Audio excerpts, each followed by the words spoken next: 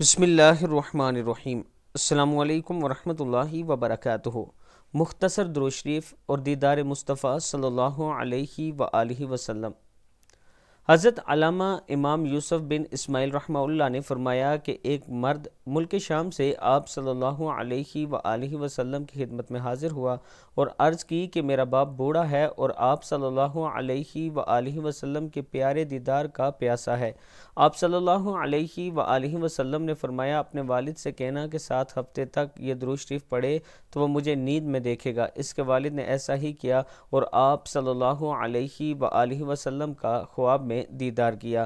درود شریف کیا تھا؟ صلی اللہ علی محمد، صلی اللہ علی محمد، صلی اللہ علی محمد، صدق اللہ العظیم۔